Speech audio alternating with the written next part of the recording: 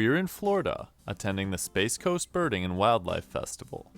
On our first days in the state, we found many classic southeastern bird species, including several that were life birds. On our fifth day, we started out by getting to search for one of the rarest woodpecker species in the country. Hey everyone, it is the first morning here where there has been sunshine, and I think that all the birds and other animals are feeling pretty good because I heard a lot more than usual. But Derek and I are going to first look for red-cockaded woodpeckers, and we have a special guest with us today, Greg Miller, who's riding in the back right behind me. In the movie The Big Year, Jack Black's character is based off of Greg in real life, so we're going to be with him all day. Greg, are you excited to find some woodpeckers? I'm excited. Always excited to see red-cockaded woodpeckers.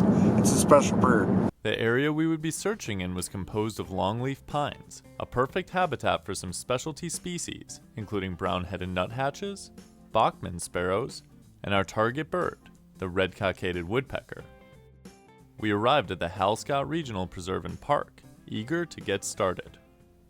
We just got to the place where we're going to start looking for red-cockaded woodpeckers, and the habitat looks really good. A lot of longleaf pine without a lot of understory. The red-cockaded woodpeckers like habitat where if you looked at it, you could see the base of the trunks of the trees. So this looks like it's a great spot. Don't hear anything yet, but there's a lot of area to search through, and with any luck, we can turn up some of these amazing woodpeckers. We began walking the trails, spotting some eastern bluebirds, as well as other common species. Have a northern mockingbird perched up, a very routine species in this part of the country. So first bird to actually get eyes on, but hear a lot of noise now coming from the woods. We walked deeper into the habitat, looking for clues that the red-cockaded woodpeckers might be around. We have some coordinates that we're following, and we're working our way towards the trees that have the white markings on them, which means they're important for management. I'm assuming there's probably a nest cavity in there, but in this pine there's a lot of bluebirds, mourning doves, yellow-rumped warblers chipping. So we're seeing a lot of activity, and we actually did see a woodpecker. Couldn't tell you what kind it was, but there's a lot of stuff going on. After more walking, we arrived in an area that seemed pretty much ideal. Pine trees around here are longleaf pine with the really long needles. The needles can be 8 inches to a foot long, and one of my favorite things is finding a small one that has really, really long needles, and it looks almost comical to me. So we're in the right habitat, Greg? Yes, we're in the right habitat with partially mature trees that aren't more than 20 feet tall. The birds like the younger trees, and you might find one in a tree like this, maybe 25 feet. But all around here, it's nice and wide and open. You have soft palmetto at the base, and the trees are not too close together. And this is prime habitat. Red-cockaded woodpeckers absolutely love longleaf pine, and most of their foraging actually occurs in the longleaf pine trees themselves, so it's a really important plant for the red-cockaded woodpeckers and for this habitat in general. In spite of the trees being perfect for red-cockaded woodpeckers, we still hadn't seen any yet. No luck so far on any of our target birds here. I'm thinking that everything might sort of still be waking up because it's been a little cold today still, but we did have a nice pine warbler, so that was really nice to see that species. Still on the lookout for the red-cockaded woodpecker, still on the lookout for the brown-headed nuthatch, still on the lookout for potential Bachman sparrow. But we're going to keep moving because we're going to hope that we run into one of these groups of red-cockaded woodpeckers, and I think it's all just a matter of luck. While we had found a few different birds, we still needed to find the one we came to see. Eventually, we came across an obstacle, a flooded portion of the path. We decided it was worth trying to cross, and once we made it to the other side, we found one of the longleaf pine specialty birds. Just got some great looks at brown-headed nuthatch. That's a species that loves this habitat, and it's one of the signature species of this area for sure. They're adorable. I love nuthatches. They're making their squeaky call and just kind of hanging out with each other, but still on the lookout for the red-cockaded woodpecker.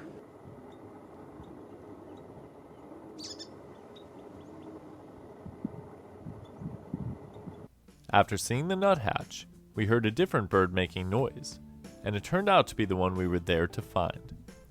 This is so cool. There's a red-cockaded woodpecker behind us, and I was worried we weren't going to see them, we weren't hearing anything, and I trusted my instincts to go through the dangerous water to find this bird, and I'm so excited. My heart is beating so fast, even though I've already seen these ones before. They're just such a special species. What a great experience we just had with that red-cockaded woodpecker. There was a little flooded area that Ryan went through first, and then Greg and I followed, and we were actually able to locate the woodpecker and spend some time with it. So we got some really quality views. We watched it creep up the tree, pick at the bark of the tree, and go about its day, and eventually it flew off a little further. So in this spot, we also got brown-headed nuthatch. So those are about the two birds that we were expecting to get in here. We may be able to get Bachman sparrow, not necessarily the best time, so we'll see. But I'm really glad we got the woodpecker. It always seems like finding those ends up in some kind of adventure of going over or through water. I don't know why. Red-cockaded woodpeckers are actually named for that stripe that's on the males. It's this red marking right on the face, and people used to wear hats with a ribbon called a cockade, and that's where red-cockaded comes from, is that mark. And we're in an area that's specifically managed for these birds, but they've had a lot of trouble surviving, mostly due to habitat fragmentation. So people have been managing this area. They've been making sure that the habitat stays the right height, making sure that there's cavities for the birds to nest in, and that's really the best way to find the species, is to find the places where they're managed, where they're still thriving. It would be very rare to just stumble upon one because they're so specific about the habitat that they like. Congratulations, guys. Really good bird. And I'm always excited to see red-cockaded woodpecker. Do you think if people come out here for the festival, they should make a stop at one of the places to see them? This is definitely worth a stop. And you should never turn down an opportunity to see red-cockaded woodpeckers.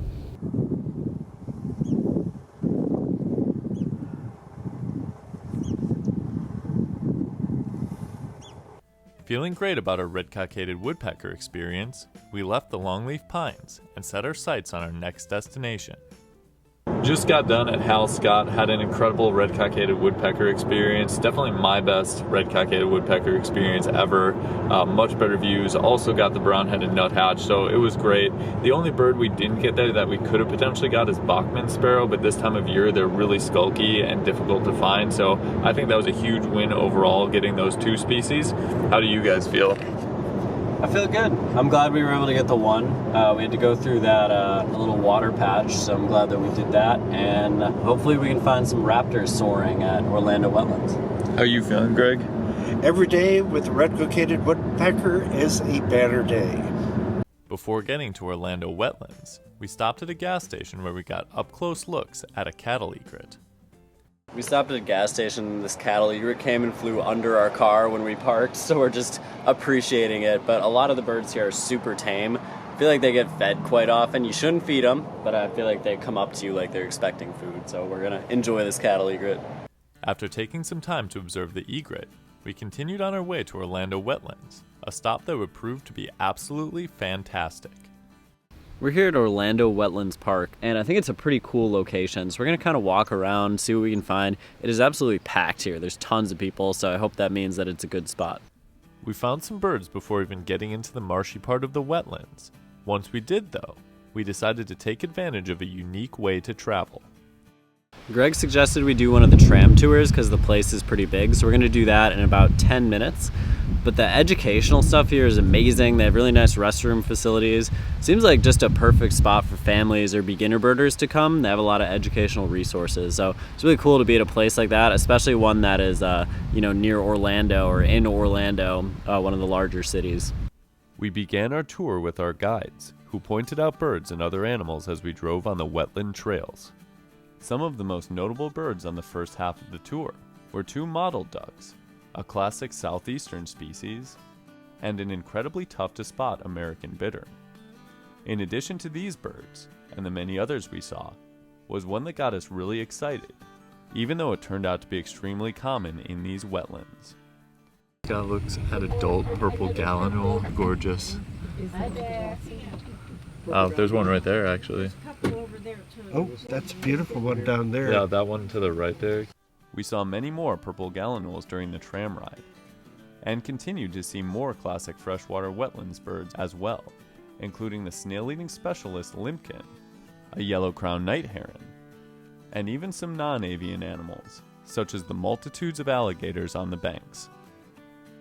After the tour, we headed to the boardwalk, which many people told us was a must visit. We're about to go on the boardwalk here, and it's one of the coolest features that allows you to get close to a lot of different wading birds, in particular spoonbills. So we're about to see if we can find some nice views of spoonbills here and any other cool birds as well. As soon as we got onto the boardwalk, we immediately noticed that the birds there would get extremely close to us. It started with a common gallinule that literally swam under the walk. We just had a really close-up view of a common gallinule, and the more places I've been here, the more it just feels like a photographer's or videographer's paradise.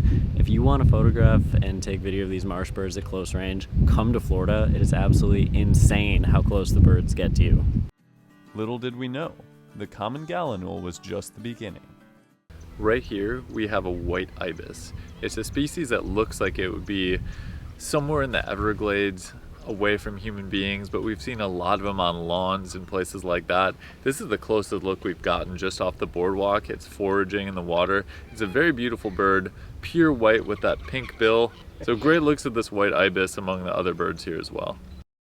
Also in the vicinity was a purple gallinule that offered by far the best looks, not only that we've ever had, but probably the best we ever will have.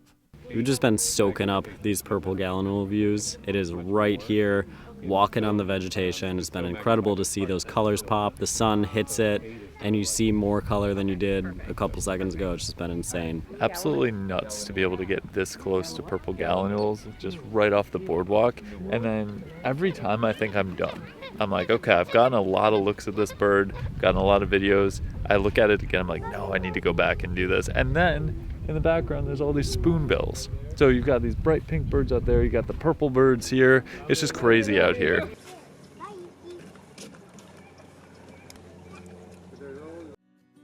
After finally tearing ourselves away from watching the purple gallinule, we arrived at a place with many different wading birds starting to build nests, including herons, wood storks, and roseate spoonbills.